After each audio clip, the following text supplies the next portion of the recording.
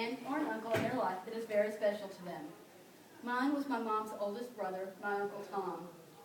I remember him joking with me and teasing me. I remember going to see the fireworks on the 4th of July and hearing him play the violin with the Austin Symphony.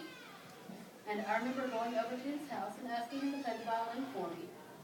He was very sick and could not play the violin anymore, but he put a cassette tape on of him playing the violin.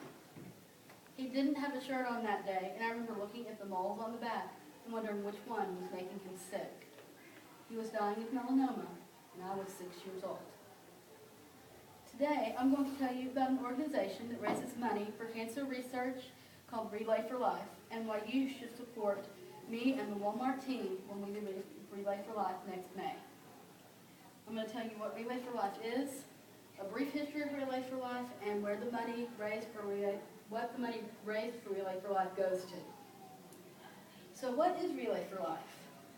Relay for Life is teams composed of teams of people from within the community, from different organizations that get together one night and stay the night and then until the next day, until the next morning, and take turns walking around the track, one team member from each team at a time walking around the track.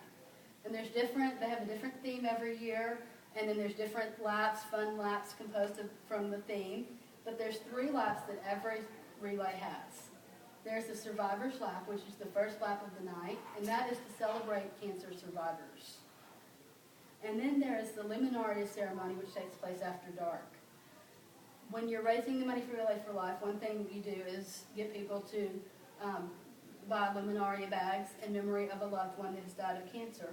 And then one of the laps after it gets dark is you light all the luminarias around the track, and then everyone makes a lap around the track in memory of those who have died of cancer. And then the next morning is the Fight Back ceremony, which inspires participants to take action, symbolizes the emotional commitment each of us take in our fight against cancer, and represents what we ourselves will do, for our loved ones, and what the communities can do to fight cancer year-round. Relay for Life was started in May 1985 by Dr. Gordy Klatt in Tacoma, Washington. He spent 24 hours walking around a local track and raised $27,000 for cancer research. The next year, there were 340 participants.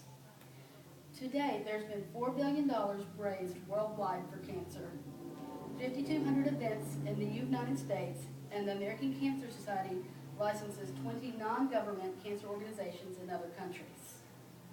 In Henderson County, Trina Meyer started Relay for Life in 2002. She's a breast cancer survivor, and both of her parents died of cancer. She participated in her first Relay for Life in Washington, D.C., and realized it was something that our community could do to help raise money for cancer. So where does the money raised go to?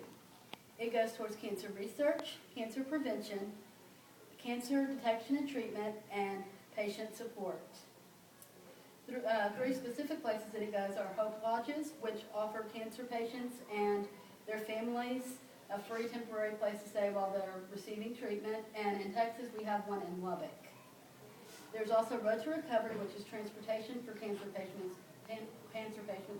to their treatment, and then Reach to Recovery, which is breast cancer support group. So now that I've told you what Relay for Life is, some of the background of it, and where the money raised goes, I have one question for you. If you support me for Relay for Life, who is it going to be for? My sources were the Athens Daily Review, cancer.org, and relayforlife.org. Thank you. All right. Now, when is this? It is May, I believe it's 13th this year. It's a weekend halfway through May. I can't remember the exact date. Okay. Is it going to be at the fairgrounds again? It's at the fairgrounds again. It started off being at Browns